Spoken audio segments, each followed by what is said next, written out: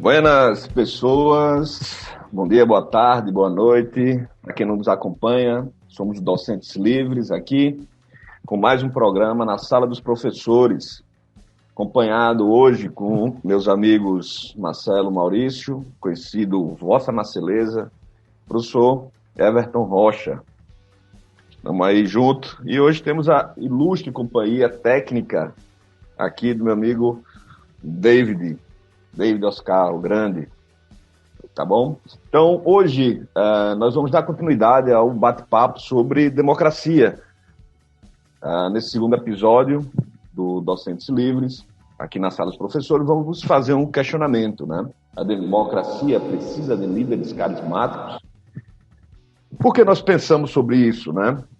Nós temos acompanhado nos últimos anos a ascensão de alguns líderes carismáticos, né?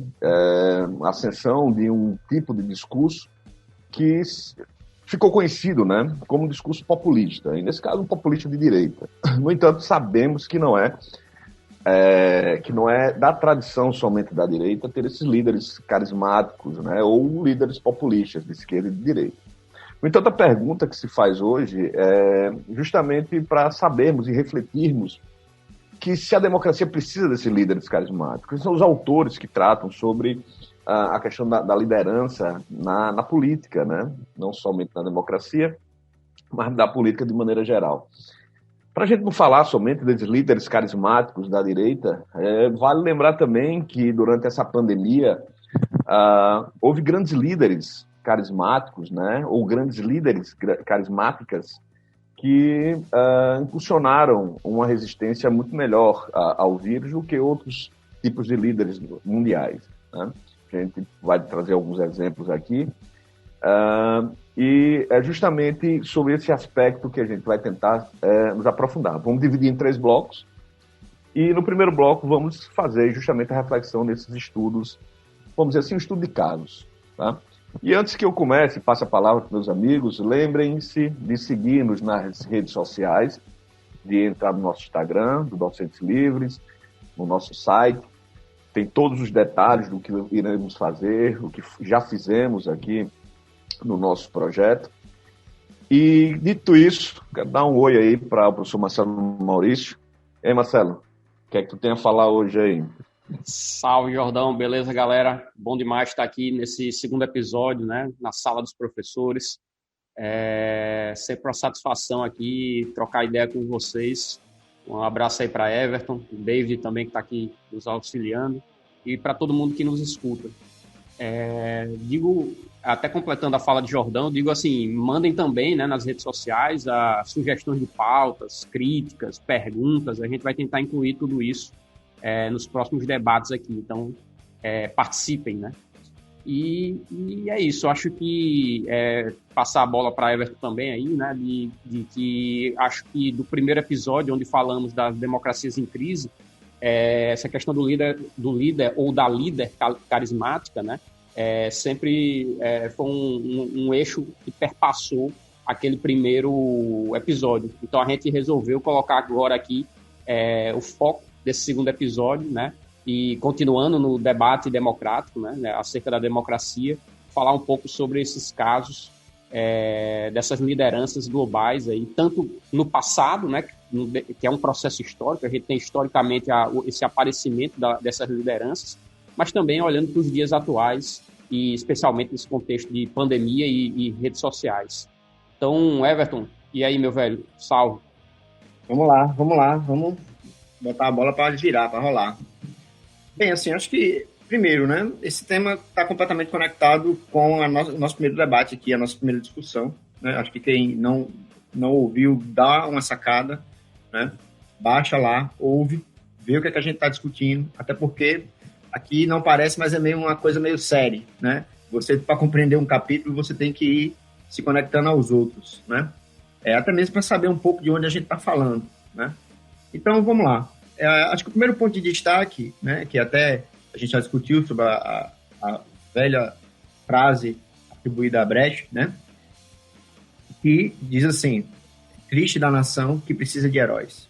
E aí gera todo um debate, até porque eu acho que tem até uma coisa que até segue nessa frase também, que é meio que um paradoxo que diz que é necessário ao mesmo tempo e ao mesmo tempo é triste, né? Então, esse paradoxo, de certa forma, ele revela um pouco do que a gente vai discutir aqui.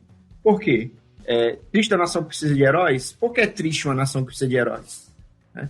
Porque a gente sabe que é muito complicado o destino de todo um grupo depender apenas de um indivíduo. E a gente sabe também, a história nos mostra, né, que muitas vezes as piores atrocidades, as coisas mais, vamos dizer assim, destrutivas, né, para uma certa comunidade, muitas vezes resultam das ações de um único indivíduo, e de um grupo de indivíduos, que se coloca nesse lugar de herói, nesse lugar de alguém que está acima da lei, nesse lugar de alguém que tem um destino, que tem um poder, né? Vamos dizer assim, que não está ali por acaso, mas que tem uma função quase messiânica. Né? Então, esse é um ponto da balança. Mas há um outro ponto nessa balança, que é o seguinte, né? A democracia ela precisa de líderes, né? E que esse líder seja carismático é algo positivo ou negativo? Então, a gente teria que ver realmente como equilibrar essas duas coisas, né? Que parecem simples, mas não são. Definitivamente não são. Everton, acho que esse é o primeiro ponto. Inclusive, né, cara, assim, olhando para os tempos modernos, para os dias de hoje, a gente percebe que, colocando no contexto da pandemia, né, nesse contexto da crise da Covid-19, basta olhar para os exemplos que nós temos aí espalhados pelo mundo que leva a esse contraste, né? Assim, determinadas lideranças que sim, desculpe a redundância, sim lideraram, né? Ajudaram que determinados países atravessassem esse contexto de pandemia com relativo êxito, né? Com alguma união, com esforços cooperados, com integração, com unidade. E a gente vê outros exemplos de lideranças que fizeram exatamente o contrário, né? Que muito mais dividiram, segregaram, desuniram do que efetivamente, então assim, mais atrapalharam do que ajudaram a determinado país a atravessar essa crise de pandemia.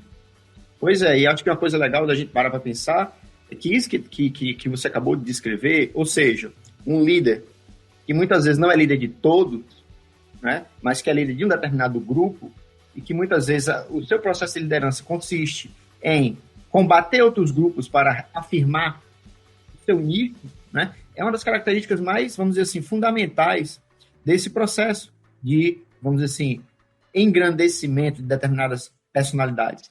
Né? A gente poderia fazer realmente uma retrospectiva histórica, né? Como Jordão bem falou agora há pouco, questão de líderes, vamos dizer assim, a busca pelos heróis, ela não é um privilégio da direita, da extrema-direita, da esquerda ou da extrema-esquerda. É um fenômeno humano, né? É um fenômeno social, né? Eu acho que esse é um ponto fundamental que a gente não pode perder de vista, né? Só que na democracia, esse fenômeno, ele tem, vamos dizer assim, algumas consequências, né? Por quê? Porque, ora, vamos pensar aqui, por exemplo, a nossa democracia, ela tem uma estrutura tripartite, executivo, judiciário e legislativo. Né? Então, no imaginário popular, muitas vezes se espera de um personagem, de um indivíduo, que ele seja, vamos dizer assim, alguém dotado de uma força extraordinária, né? Capaz de mover aquela sociedade até aqueles anseios. A questão é, nesse movimento de liderança, nesse movimento de condução, esse líder, ele pode passar por cima das instituições? Pode isso, Arnaldo? Oi, velho. Né? Esse é um ponto importantíssimo.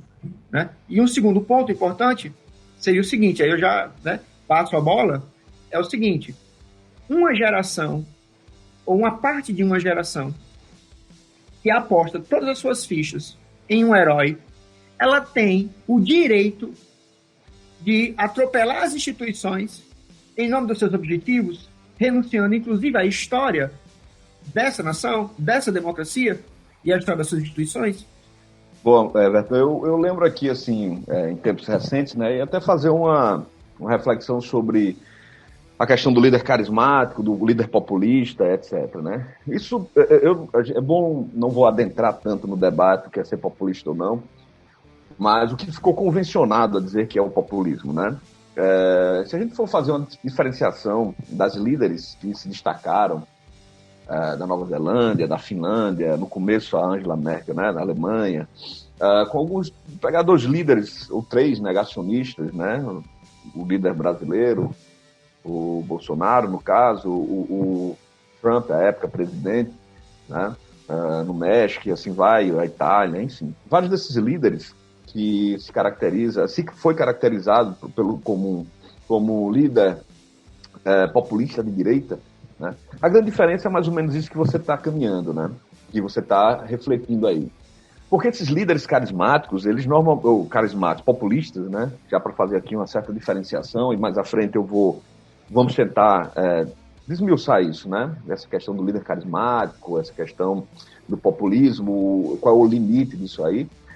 Mas eu acho que aqui já dá um caminho, mais ou menos, do que é que pode levar o ouvinte a refletir sobre, né? Basta a gente olhar da forma como as decisões foram tomadas, né? Decisões impetuosas, intempestivas, decisões que eram de bravatas, baseado no tipo que foi conhecido como um tipo do machão, né? Assim, vou pegar isso aqui, não estou preocupado com isso, vamos lá, economia primeiro, etc, etc, etc.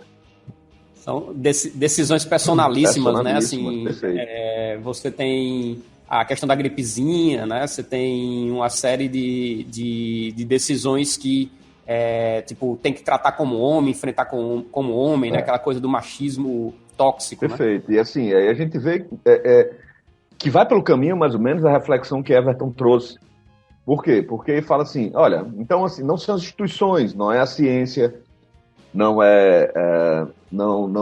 são o entendimento do judiciário, não pensa no bem comum, né? Aquilo que quem escutou o nosso episódio anterior, nós falamos um pouco sobre isso, a gente não pensa na comunidade, eu penso no indivíduo, tá?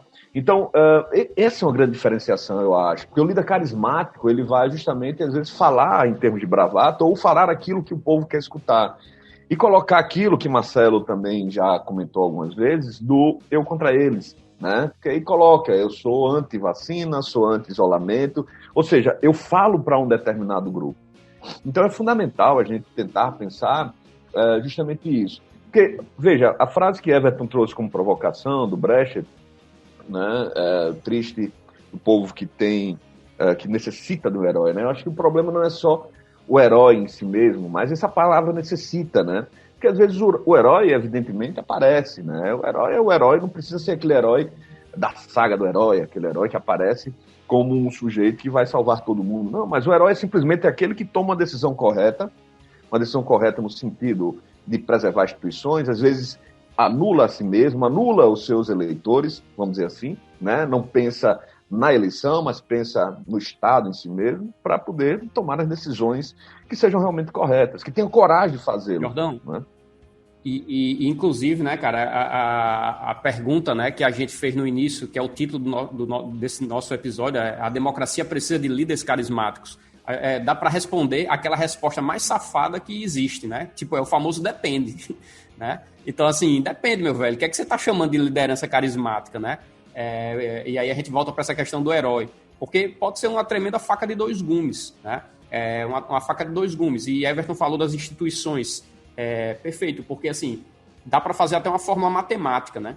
Quanto mais você acredita no herói, na heroína, né?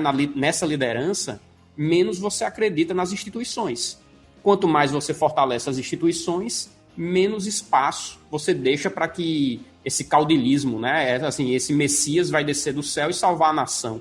Então, é uma questão inversamente proporcional aí, né? No que você prefere acreditar? Naquela pessoa, naquela entidade, ou nas instituições, né? Num processo histórico, social, de construção de técnicas políticas para governar, para reger a vida em sociedade. Pois é. Então, isso entra aquele famoso depende, né? Depende que tipo de liderança, porque essa liderança por si só, ela não é tóxica, mas ela pode ser tóxica em um determinado contexto. Né? É verdade. Eu acho que tem 2 coisas aí que chamam a atenção, né?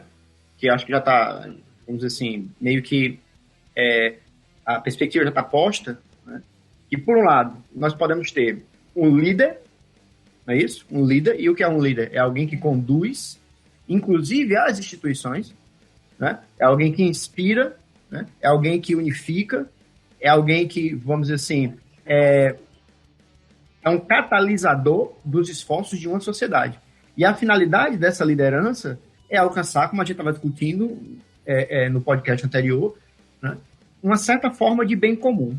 Por que eu estou colocando uma certa forma de bem comum? Porque a gente não pode aqui dizer o bem comum, né, até porque esse bem, muitas vezes, dentro da democracia, ele é um consenso. Ele não é um valor absoluto. Ele é uma construção, onde os sujeitos políticos, os atores políticos, eles abrem mão de uma parte dos seus anseios para poder alcançar uma outra parcela, né? Que é em comum acordo com outros atores dentro da sociedade. Esse é um ponto. Agora, por outro lado, nós podemos ter heróis, vamos dizer assim, claro que... e esse líder, ele pode até ser visto como um herói, né? Ele pode ser visto como um herói, ele pode ser amado pelo povo. Né? Vamos pegar aqui o Abraham Lincoln, por exemplo, né? Ele tem essa característica, percebe? Ele, vamos dizer assim, ele é um herói, e ele é um herói até no sentido grego da palavra, ele é um herói, porque vamos lembrar que lá na Grécia o herói, ele está atrelado ao trágico, né? E o Abraham Lincoln, ele faz todo esse percurso do trágico, né? Ele é assassinado, né? Ele luta no país dividido. Não estou aqui fazendo nenhum tipo de apologia a Abraham Lincoln, mas querendo dizer que ele está no imaginário americano como um líder que também é um herói. Agora, nós podemos ter uma outra face desse mesmo processo, que é aquele sujeito, até mais uma vez, lembra, né? É aquele sujeito que não resistiu ao lado negro da força, né? Então, ele vai fazer o quê? Ele vai caminhar para o lado negro. Tava demorando, viu, Jordão? Tava demorando as referências a Star Wars. Tava demorando. Então o que é que acontece? No final das contas, por esse outro caminho, vamos dizer assim, acontece que o indivíduo, ele passa a incorporar, a encarnar o poder, né? E aí, no regime democrático, isso é muito perigoso.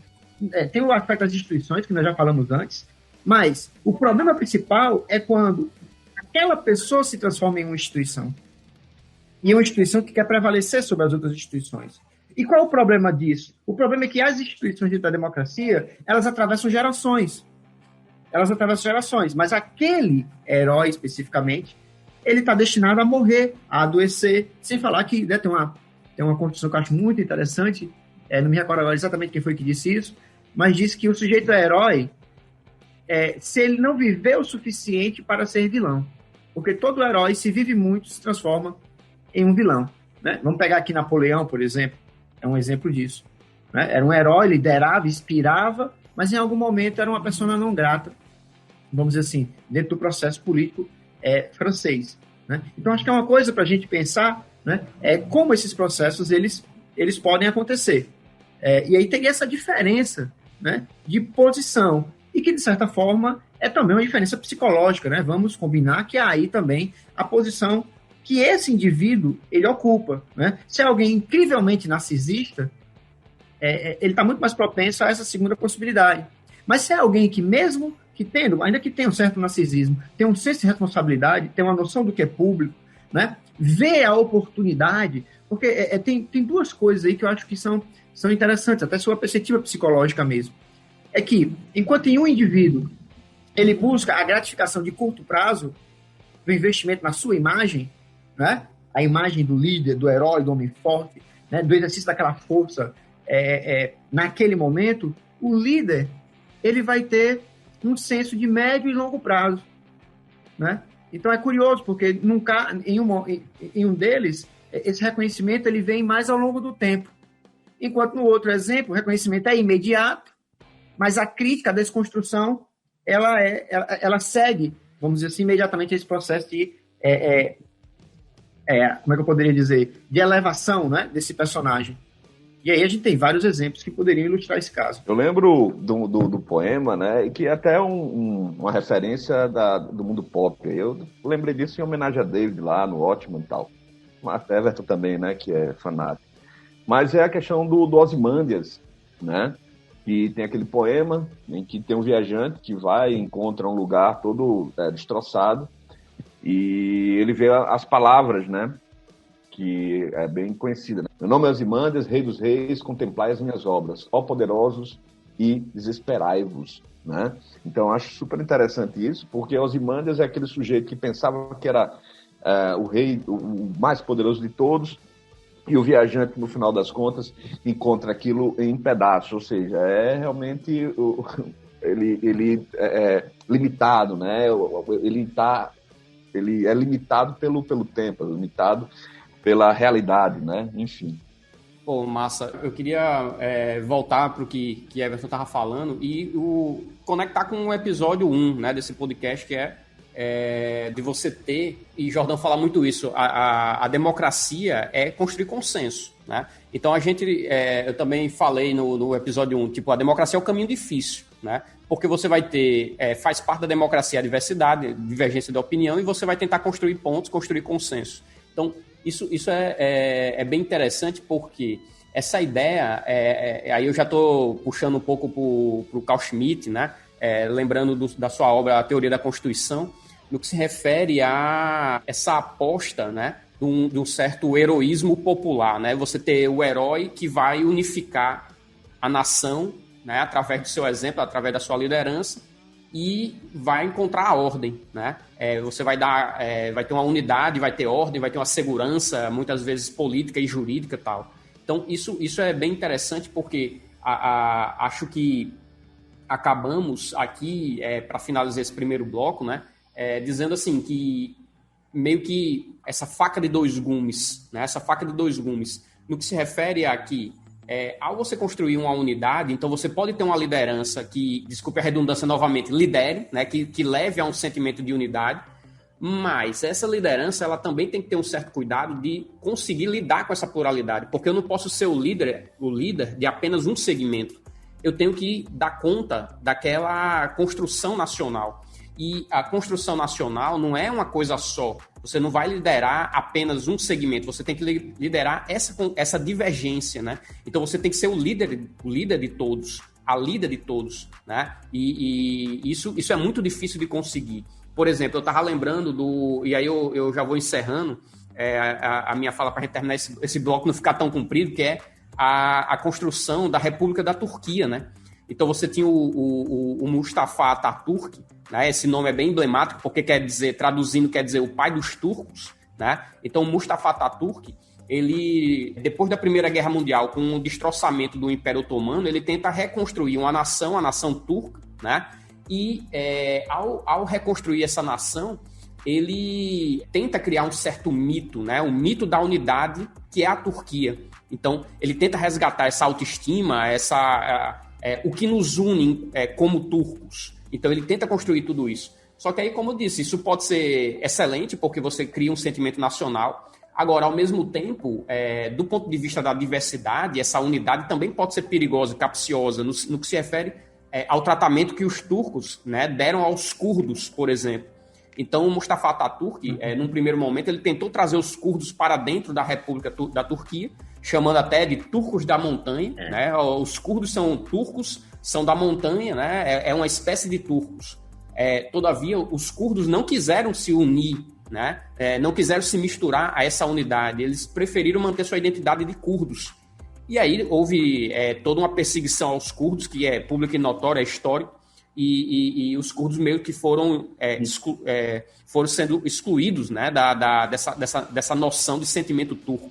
Então, é algo bastante capcioso, é algo que pode ser traiçoeiro, porque é aquela coisa, você inclui e exclui, né? Você inclui aqueles que você se identifica, mas quando você lida com aqueles que você não se identifica, você pode ter aquele comportamento aí sim populista, como o Jordão mencionou antes, aquele comportamento do nós e do eles, né?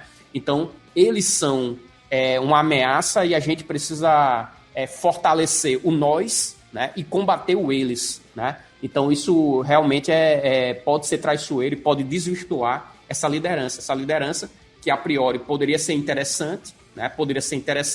Mas aí ela acaba, como o Everton mencionou, encontrando o lado negro da força e se desvirtuando, indo para um canto bastante perigoso, inclusive podendo ir a comportamento genocida, né, de perseguição étnica, o famoso ou as minorias se adaptam ou elas desaparecem. Isso é perigosíssimo, né? Isso é perigosíssimo. Isso é um pensamento altamente autoritário. E aí, Jordão?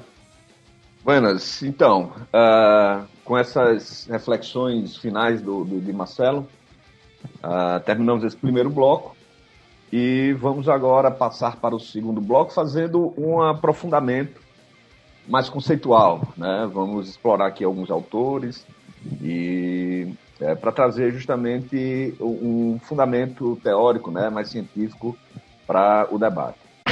Próximo bloco! Buenas. Começamos agora então o segundo bloco, cuja proposta principal é justamente fazermos uma reflexão um pouco mais aprofundada no sentido de trazer algumas referências, né, de autores que estudaram sobre o tema e assim vai. Interessante aqui que David lembrou uma frase do Batman no Cavaleiro das Trevas, né? E aí eu vou conversar um pouco com essa provocação e trazer Batman junto com Max Weber. Eu acho que dá para dialogar os dois, inclusive, tá? E David ele trouxe a seguinte frase, né? Ou se morre como herói, ou vive-se o bastante para se tornar o vilão. Então eu queria depois que a gente pudesse refletir sobre isso. Mas eu queria fazer aqui uma reflexão sobre os tipos de dominação em Max Weber, e ele se dedicou a um tipo de dominação, que é a dominação carismática, né? Então ele divide 3 tipos de dominação: o caráter racional, certo? Que é justamente uma dominação mais legal, uma dominação que é legitimada, certo? Na parte jurídica. O caráter tradicional, que vai justamente na parte como o próprio nome diz, né, as tradições, da cultura do povo, dá esse caráter, né, dá essa legitimidade ao líder. E lembre, são dominações legítimas, tá? E o caráter carismático, que é mais ou menos isso que a gente está falando, está vendo aí, certo? Então, Weber fala em santidade, certo? Numa veneração, numa necessidade, numa simbiose entre aqueles que são dominados e o que é dominante. Ele fala do poder heróico também, certo? Então, assim, é uma pessoa, um indivíduo que tem isso. E a gente percebe, Everton, esse caráter carismático, essa dominação carismática durante a história, né? Então, a gente falou no primeiro bloco, a gente lembrou muito bem que isso aí não tem ideologia definida, né? A gente percebe justamente que dentro da história a esquerda e a direita sabem muito bem se aproveitar desse caráter, né? Como ele chama aí, essa dominação carismática. Aí a gente bateu um papo aqui e você lembrou, mais ou menos fez uma retrospectiva, né? Eu queria escutar um pouco você sobre isso. E se quiser puder também falar aí do Batman, né? Eu sei que você é fã do Batman também, não tanto quanto o nosso amigo David, mas que ele se fantasia de Batman, tem um pijama de Batman dele, mas queria que você escutasse você também. Eu achei muito legal aí, David, ter lembrado realmente dessa referência do Cavaleiro das Trevas, né? E aí, um ponto que eu acho fundamental que nós exploremos, né, é fazer a retrospectiva nas últimas décadas do que era entendido como populismo. Por quê?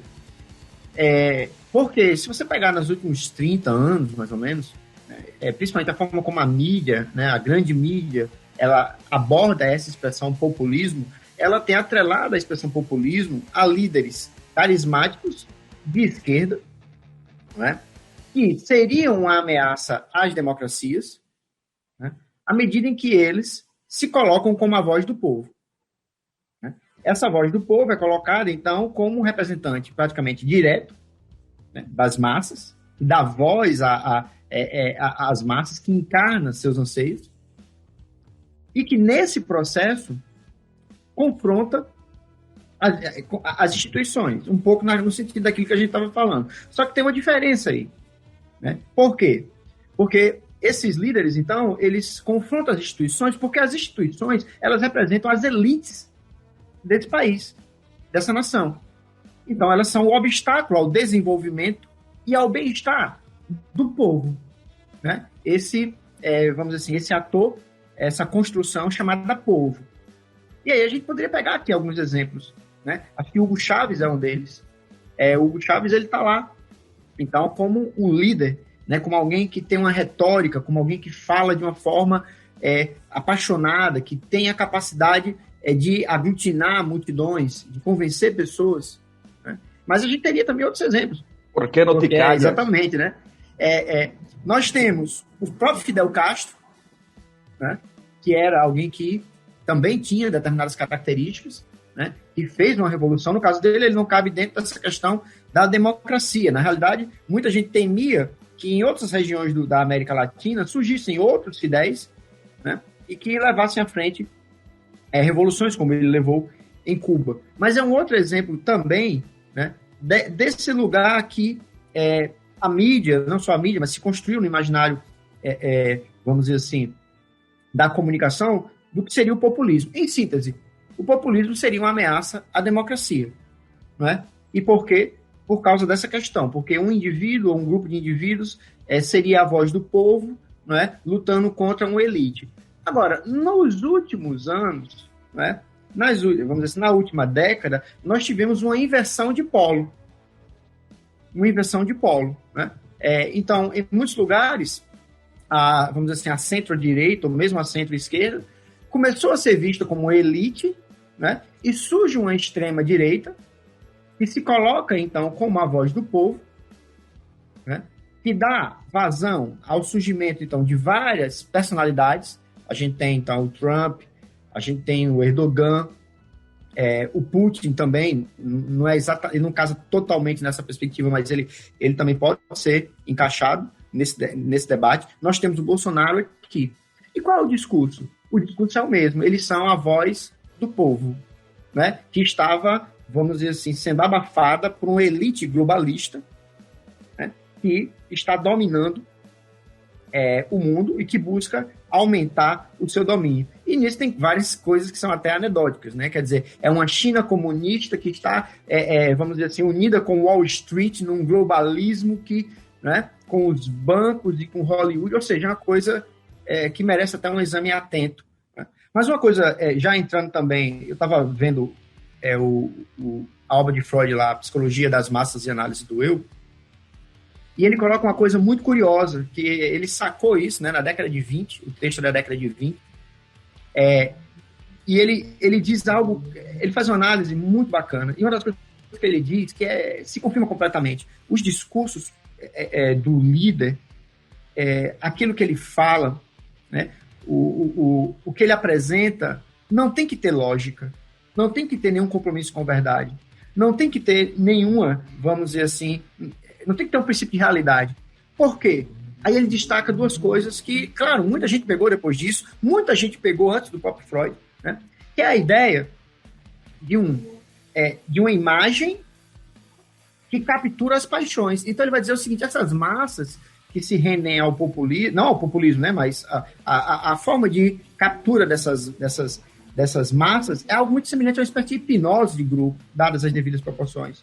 Essas pessoas, então, elas não pensam através de uma lógica, de uma racionalidade, mas elas pensam através de imagens, Jordão. Elas pensam através de imagens. E essas imagens estão carregadas de paixões. O que eu não poderia deixar de lembrar, de remeter à velha República de Platão, ao velho livro 7, a alegoria da caverna, no qual os simulacros, né, eles capturam vamos dizer assim, o pathos, né? Ou seja, as afecções, as paixões daqueles que estão lá dentro da caverna. Resumindo, de forma, vamos dizer assim, a fechar esse raciocínio. Desde a República, a Freud, a gente pode ver, então, que há aí um movimento de investimento nas imagens. Então, é por isso que você tem o sujeito andando a cavalo, é por isso que você tem o sujeito, um Putin, né? Aquela brincadeira que a gente falou da última vez, né? Até o pombo bate continência para o Putin, né? É por isso que você tem um Trump em cima de um Tiranossauro Rex com um fuzil, né? Sei lá, não sei nem lembrar agora o delírio, né? Quer dizer, você tem todas essas imagens. Rambo, né? O corpo que parecia mais o corpo do Rambo do que o dele. O corpo do Rambo. E aí, para encerrar, eu diria o seguinte, o que é que essas imagens fazem? Elas satisfazem uma fantasia. E, de certa forma, os líderes populistas à esquerda ou à direita, eles satisfazem fantasias, né? Fantasias que são complexas e que encontram algum nível de satisfação nesse processo, tanto quanto alucinatório, vamos dizer assim. Cara, eu achei maravilhoso. Só deixar aqui registrado, viu, Jordão, que Everton roubou a minha referência, que era o Trump cavalgando o Tiranossauro Rex. Fui eu que mostrei para Everton essa imagem, certo? É verdade. Minha culpa, minha máxima culpa. Aquela camisa Então, que você comprou, crédito, fui eu aí. Aquela camisa que vai chegar daqui a pouco. $60. Foi ele. Cara, e esse culto à imagem, né, Everton, eu acho que quando a gente joga o tempero das redes sociais, bicho, aí é explosão, né? Dá essa explosão, porque esse carisma que a gente tava falando, eu tô lembrando aqui, por exemplo, da primeira-ministra neozelandesa, né, a Jacinda. Ela usa as redes sociais com maestria, né? Só que aí eu fico lembrando aqui alguns posts da Jacinda. Então, assim, a Jacinda virou um fenômeno pop. Tem lá, tem até camiseta já com o rosto da Jacinda, né? Porque ela usou aquele filtro do Stardust, né? Do David Bowie, né? A capa do David Bowie e tal. Ela faz lives vestida de... Lives assim, que eu digo, aqueles stories, né? Já se preparando para dormir, com moletom, com roupa de dormir e tal. Então, ela usa muito bem para criar essa identificação entre a líder e os liderados, né? Então, ela usa as redes sociais com bastante eficiência. E uma das marcas que a gente também vê nesse populismo, aí já não... Eu estou tirando a Jacinda eu julgo que ela não entra nessa questão do populismo. Para mim, ela é uma liderança orgânica, ela tem ali uma comunicação muito boa, né, com a população neozelandesa, tanto é que está aí para provar os frutos da condução dela da pandemia, né? Então, ela era a primeira a dar o exemplo, ela levava a sério, ela conclamava, ela liderava com L maiúsculo, digamos, uma liderança positiva para enfrentarmos juntos a pandemia e sairmos do outro lado da pandemia com o mínimo de morte possível, né? Então, é uma liderança bio, né, para a vida. Quando a gente compara, por exemplo, o uso das redes sociais do Donald Trump, por exemplo, aí a gente já vê um tremendo inverso, né? Uma tremenda... uma outra perspectiva. Então, a gente vê esse uso das redes sociais para reforçar esse personalismo, né? Então, assim, eu sou o líder, eu sou a nação, né? E a gente entra nessa confusão do público e do privado. Então, por exemplo, nessa estética da ultradireita, né, da extrema-direita, que a gente estava brincando aqui do Tiranossauro Rex, né, do Rambo, da metralhadora, do fuzil, esse fetiche por armas, né? A gente encontra muito o uso das redes sociais. Aqui no Brasil é igual, né? Então, o trumpismo e o bolsonarismo usam muito essas redes sociais como uma espécie de diário oficial. Então, assim, você não tem mais a comunicação oficial da presidência da República. Você tem o próprio líder comunicando diretamente, né, com os seus seguidores via Twitter, via redes sociais, né, Instagram, Facebook, etc., e fazendo um uso bastante problemático, né, controverso, questionável dessas redes sociais. Pois é, Marcelo, interessante assim tu colocando, porque eu acho que a naturalização disso, inclusive pelos meios de comunicação, eu sei que eles às vezes ficam com as mãos amarradas, né? Porque aí só pode saber o que Trump fala, por exemplo, a partir disso. Mas uma naturalização dessa forma vem de encontro àquilo que a gente sempre conclama aqui, a ideia do reforço às instituições, né? Então, assim, Trump se torna uma instituição por si mesmo, né? Isso é aquilo tudo que vocês estão falando. Isso é bastante problemático, né? Eu acho que é por aí, mais ou menos, que a gente, que eu acho que você está colocando muito bem, e suscita essa reflexão, né? Será que a gente tem que naturalizar esse tipo de ação, de atitude, né? Então, quer dizer, não é nem o Twitter da presidência, o Twitter do Trump. Então, eu sou o presidente, eu me confundo cargo com indivíduo, né? E talvez isso na cabeça dele, partindo aí para a psicanálise que Everton trouxe, isso na cabeça dele se forme realmente e ele se veja, né? Por isso que ele queria se perpetuar perpetuamente. Eu sou o presidente dos Estados Unidos. Talvez ali eterno, se possível. Mas essa, Jordão, é uma característica, vamos dizer assim, é a tentação natural dessa posição, né? Desde sempre, né? Desde lá de César, ou não, desde Alexandre, né? Ou de antes até o Trump. Não estou dizendo que os dois estão no mesmo plano, até porque eu não sei se daqui a 2.000 anos, 2.300 anos, as pessoas vão lembrar de Trump.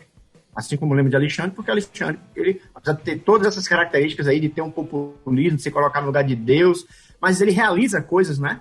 Ele realiza coisas, tanto é que o personagem lá do Watchmen, né? O Ozymandias, né? Ele é inspirado também em Alexandre. Não estou falando do Ozymandias histórico, estou falando do personagem lá dos quadrinhos. E o que eu quero dizer com isso é o seguinte: é muito difícil para um indivíduo narcisista desocupar esse lugar institucional, porque ele realmente entrou numa espécie de simbiose, como você falou, com a cadeira, né? Não só com o povo, mas com o poder, né?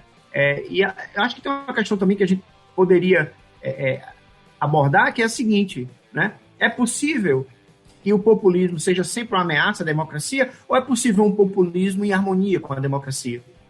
Né? Será que toda vez, então, que o povo, não vou dizer o povo, que seria, né, é um discurso tanto quanto demagógico, mas eu digo o seguinte: sempre que as camadas mais pobres da população, elas encontram a possibilidade de serem representadas em figuras políticas, né? Isso é populismo? Percebe? Elas podem ocupar cargos. Marcelo dizia no podcast passado sobre a desconstrução de todos aqueles conselhos que davam voz a diversos lugares dentro da sociedade. Quer dizer, é possível, então, um equilíbrio entre instituições que são certamente ocupadas por elites, né, mas também a participação popular, né? Eu acho esse recorte que Everton deu agora perfeito, porque, assim, é mais ou menos assim, né? Esse heróico popular, né? Esse líder heróico popular me preocupa muito quando ele é tomado por esse narcisismo. E, assim, ele passa a pensar: eu sou o presidente. Ele não pensa: eu estou o presidente, né? Ele passa a confundir o público e o privado, né? Ele passa a se confundir com o próprio cargo. Então, de novo, é aquela questão: eu como presidente, eu vou comunicar com a população sem atravessadores, né? Eu vou direto à fonte. Então, ele pensa que ao comunicar com as redes sociais, ele está falando diretamente com o povo. Só que aí eu lembro do Friedrich Miller, né? Na sua obra O que é o Povo. Então, assim, calma, cara pálida. Os seus seguidores não correspondem. Você está tomando a parte pelo todo. Os seus seguidores não correspondem à totalidade do povo, da nação brasileira ou da nação norte-americana. Então, isso é muito perigoso, porque aí, lembre-se do que eu falei no primeiro bloco. Quanto mais esse heróico popular, narcísico, quanto mais as pessoas apostam nele, menos as pessoas apostam nas instituições. Então, é inversamente proporcional. Eu estou trocando a tomada de decisão popular, institucional, dentro do jogo democrático, por um caudilismo, né? Por alguém que eu vou eleger para tomar decisão baseado nas suas próprias convicções. E aí essa pessoa ela passa a confundir o meu bem-estar é o bem-estar do povo. Eu sou o povo. O que é bom para mim é bom para o povo. Então, eu vou também avançar no patrimônio público, porque se eu sou o povo e o patrimônio é público, no final do dia é tudo nosso, né? Tá tudo dominado, é tudo nosso, eu posso tudo. Isso de novo, isso é perigosíssimo, né? Perigosíssimo. E, Marcelo, encaixando aqui com uma coisa que você falou agora há pouco, né? A questão do uso das redes sociais. Como é que esse uso, então, ele se coaduna, ele se conecta com esse raciocínio que você acabou de fazer? Simples. As redes sociais, então, o WhatsApp, o Twitter, né? Como é que eu posso dizer? O Instagram, eles funcionam como uma espécie de espelho, né? No qual o povo é o espelho, percebe? Perfeito. Então, assim, aquilo que o Trump ele faz, então, no final das contas, ele alimenta esses seguidores vamos dizer assim, com uma imagem. Depois ele se vê nessa imagem e ele diz: é o povo. Mas não é o povo. É a imagem que ele construiu, ou seus grupos constroem. Isso hoje em dia tem uma arquitetura fina, tem grupos que conduzem esse processo minuciosamente, né? Com palavras-chave, com as imagens adequadas, com a crítica ao globalismo, à vacina. Claro que isso também foi feito pela esquerda, né? Em outras proporções, né? Em outro cenário. Mas a gente está falando aqui agora do que está hegemônico. Então, acho que esse raciocínio é muito interessante, de pensar que isso que dizem que ser o povo, não é o povo, mas é a imagem lapidada, construída, montada, né? e meio como o retrato de Dorian Gray, se você olhar direito, você vai ver que pode ter coisa muito feia lá, que esse líder, ele reforça. Então é a imagem dele no povo, não é o povo que está lá.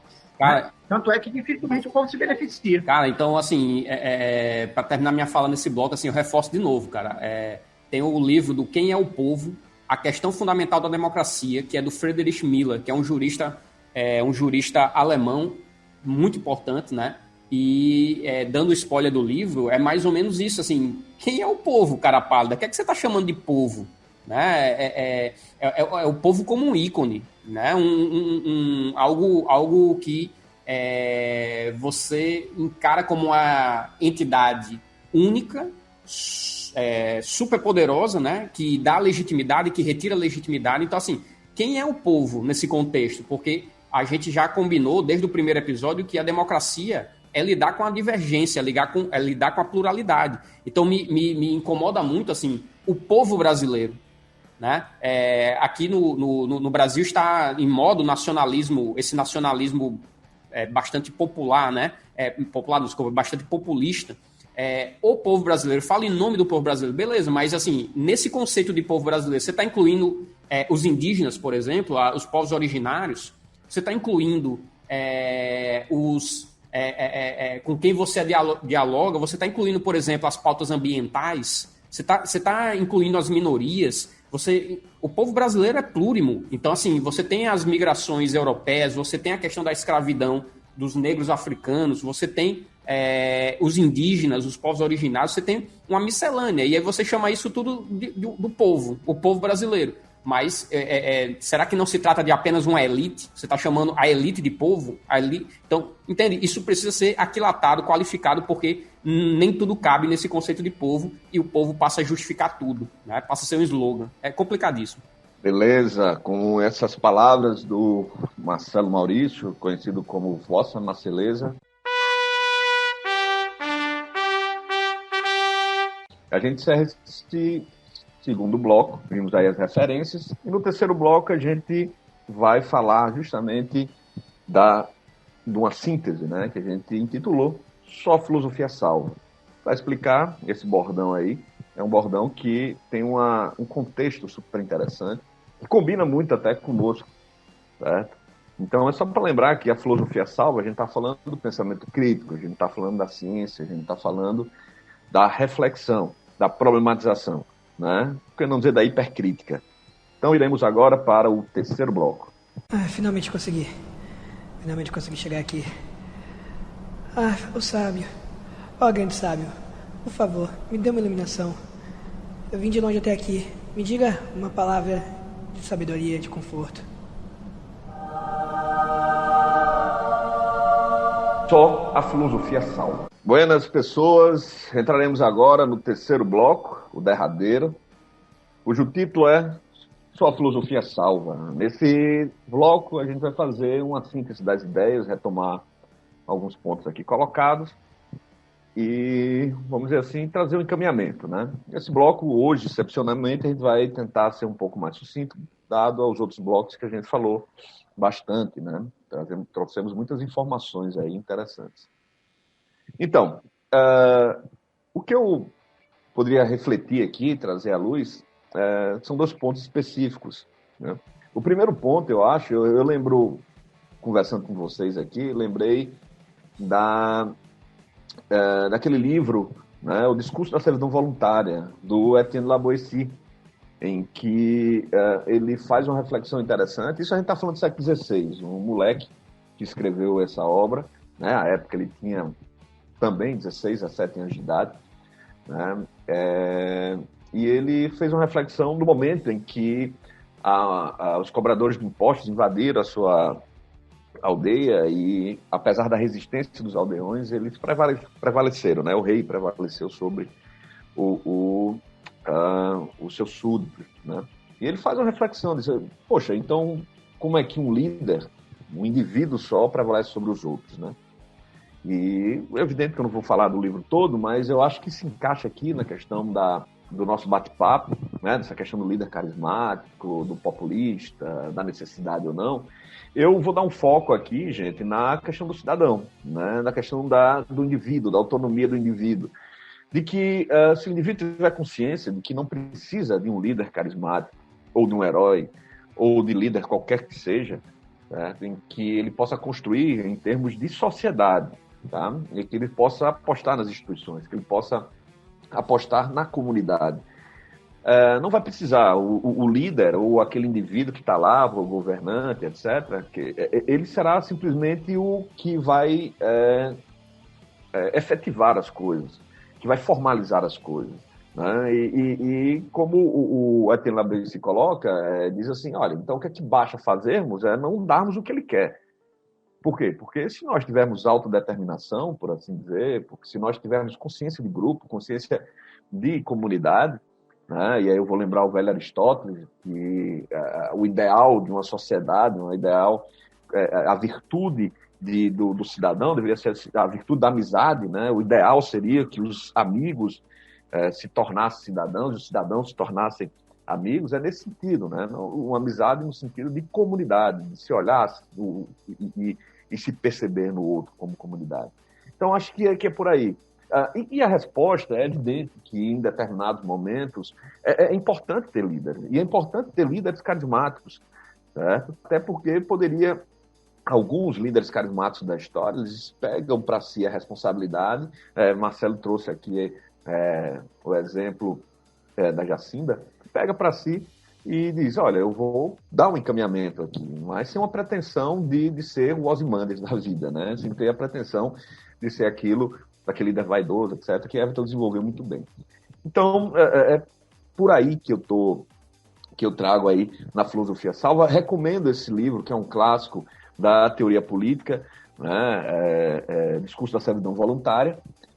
E, claro, retomando aí o Weber, né? Dá uma olhada no texto do Weber, Economia e Sociedade, eu não fiz a referência no bloco em que eu disse a ele, Economia e Sociedade, é um texto denso do Weber, mas vale a pena para a gente compreender um pouco a sociedade contemporânea.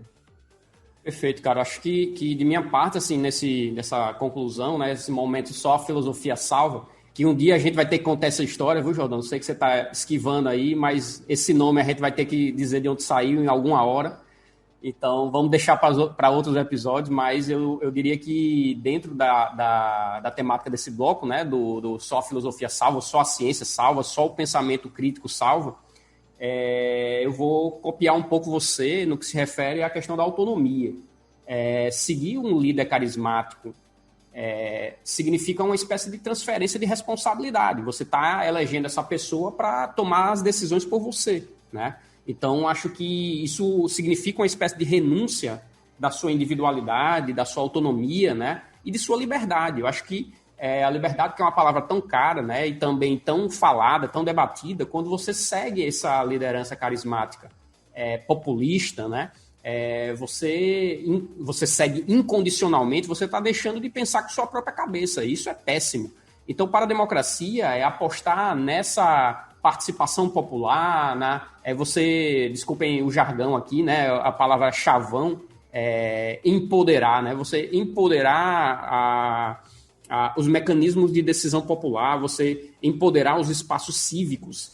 Eu disse no primeiro bloco, então, quanto mais eu apostar nessa sociedade civil organizada, onde você tem um debate, onde você tem a divergência, mas a convergência também, você encontra um chão comum, quanto mais você apostar nisso, menos você vai apostar naquele Messias que vai tomar a decisão por você e que é infalível, que vai sempre acertar, que nunca vai errar e vai te conduzir para a terra prometida. Isso é péssimo, né? Isso é perigosíssimo porque, mais uma vez, retira a sua individualidade, você acaba renunciando à sua própria autonomia e à sua própria liberdade de decisão. Isso mais uma vez, aí voltando para o primeiro episódio, né? Isso significa a morte das democracias. É exatamente assim que as democracias acabam morrendo. Então, eu falei aqui um pouco, né, do Friedrich Miller, quando ele fala da questão do que é o povo. Isso é fundamental, porque a gente não pode tomar parte pelo todo, né? O povo é uma coisa só. Não, o povo é orgânico, é complexo, é diverso, é plural. Isso é bem importante. E também eu queria lembrar aqui, de novo, o Carl Schmitt, quando ele se refere a essa postura, né, de construir a liderança carismática, é aquela que consegue canalizar o mito, né, o mito nacional. Então, assim, ela consegue refletir determinadas qualidades que estão presentes naquela sociedade nacional, que são encaradas como positiva, né, por aquele determinado povo. Então, a obra do Carl Schmitt é interessante, a teoria da Constituição, quando ele faz essa diferença, o mito nacional e o líder carismático. O líder carismático é aquele que consegue encarnar o mito nacional, né? Então, isso é bem interessante. E só para fechar minha fala e voltar um pouco para Jacinda, né? A primeira-ministra neozelandesa, que eu julgo ser uma liderança carismática, né? Mas uma liderança carismática positiva, né? Uma liderança carismática orgânica, e é isso, ela não lidera para ela mesma, né? Ela tenta canalizar os consensos, ela tenta canalizar o que é consensual dentro da sociedade neozelandesa. Então, é por isso que eu encaro como uma liderança positiva. E respondendo à pergunta, as democracias precisam de de líderes carismáticos? Eu diria, novamente, depende. Se for uma liderança que consiga expor uma versão virtuosa, né, daquela sociedade, que lidere pelo exemplo, que lidere para conduzir, que seja parte do processo, isso é uma liderança que eu julgo interessante para a democracia, que ela convive bem com as instituições. Agora, se for uma liderança para sequestrar as instituições, centralizar a decisão numa pessoa só, personificar e de maneira, inclusive, como o Everton mencionou, narcisicamente, eu sou o presidente, não é que eu estou o presidente, eu sou a presidência da República. Isso é perigosíssimo, né? E aí, isso eu não considero como uma liderança interessante. Eu acho que essa liderança é um pouco tóxica, né? Um pouco não, muito tóxica. Então, minha dica cultural aqui assistam Ele Está de Volta, né? Porque uma das grandes lideranças carismáticas da história é o Adolf Hitler. E aí eu não preciso dizer o que foi que aconteceu com Adolf Hitler, né? Todo o desenvolvimento histórico da Alemanha nazista. Então, nesse filme, né, Ele Está de Volta, o filme coloca o Adolf Hitler, né, nos dias de hoje. Sei lá, eu acho que o filme é de 2017, 2018. Então, como seria o Adolf Hitler na Alemanha de hoje? E, assim, o filme é impagável. Eu recomendo que assistam, vocês certamente irão gostar, beleza? Então, é isso. Eu acho que o que eu tinha para hoje, eu falei. Everton, vai lá, meu velho. Vamos lá. Assim, também, de certa forma, buscando responder a pergunta, né? A democracia precisa de líderes carismáticos? Eu diria assim, a democracia ela não precisa de heróis, ela precisa de líderes, né? Esses líderes, eles podem se transformar em heróis, não porque, vamos dizer assim, eles vão passar por cima das instituições, mas justamente porque eles vão realizar, eles vão continuar o processo de construção de algo que atravessa gerações. Ou seja, eles vão ser catalisadores de um processo de busca de realização de objetivos dentro da sociedade, né? Então, a democracia precisa de líderes? Sim, ela precisa de líderes, né? Até porque, se ela é representativa, aquele que representa, ele está na posição de liderança. Então, o vereador, ele é um líder. O deputado, ele é um líder, né? De certa forma, também, o juiz, ele também está na posição de liderança. O prefeito também está na posição de liderança. Então, essas pessoas que estão nesses lugares, claro que os cargos eletivos, isso fica muito mais claro, isso é óbvio, inclusive, né? São líderes. Então, a democracia trabalha, né, com essa ideia de liderança. Agora, precisamos de heróis? Precisamos dessas figuras de um narcisismo extremo, no qual tudo começa e termina naquele indivíduo, né? Vamos pegar aqui o exemplo do próprio Chaves, né? Ele encarnou essa liderança, mas o sujeito que veio depois, né? Então, é um destino comum. Você falou do Hitler, né? A gente pode pegar também o próprio, como é que eu posso dizer, que eu citei, o Fidel Castro, né? Você tem o Fidel Castro que é carismático, mas você tem o irmão dele que não é carismático, né? Você tem nas revoluções socialistas também um indivíduo que chega lá, assume o poder, E depois do filho, vem o neto. Né? E onde é que está aí, vamos dizer assim, o processo realmente de liderança? Não, a gente tem um herói, está lá na Coreia do Norte, a estátua do sujeito, quando ele morre todo mundo tem que chorar, tem que bater, ninguém pode criticar, né? Mas começou buscando o bem do povo. E aí eu passo para uma segunda questão, que eu acho que também é fundamental, né? Todo populismo, então, ele é uma ameaça à democracia. Eu acho que é hora da gente perguntar o seguinte: o que é que causa o populismo? E a gente pode pensar, o populismo ele vem de crises dentro da democracia.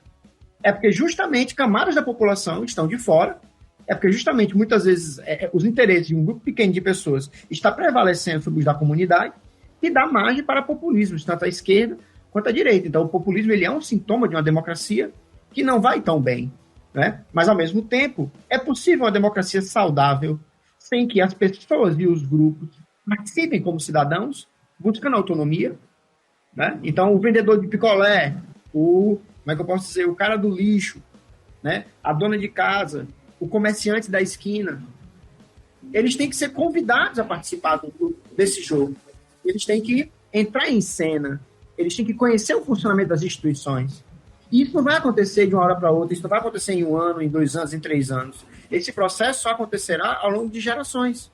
É por isso que é necessário também uma certa estabilidade constitucional, dentre outros problemas. Então, resumindo aqui, né, se a gente quer uma democracia saudável, a gente tem que ter consciência que ela é um projeto de médio e longo prazo. Não vai haver uma democracia saudável em 3 ou 4 ou 5 anos. É um processo de construção. E as pessoas têm que estar dentro dessas instituições. Elas têm que se sentir ouvidas, elas têm que se sentir participantes, elas têm que se sentir, vamos dizer assim, representadas, não apenas por políticos, mas também por instituições. Como a gente já discutiu várias vezes, então, o remédio para o problema dos populismos à esquerda ou à direita é mais democracia, mas democracia de verdade, né? Participação real das pessoas no processo. Esse é o ponto fundamental, né? E não sequestrar instituições para satisfazer interesses privados de pessoas que se servem do público, né? Para alcançar suas finalidades. Então, com essas palavras de Everton, a gente vai encerrando aqui o nosso segundo episódio do podcast Docentes Livres, na Sala dos Professores. Queria agradecer, então, mais uma vez a Marcelo, que está aqui presente, está tocando essa ideia, Everton, e em especial aí David, que estava dando uma força aqui nos bastidores, trocando a ideia com a gente, né?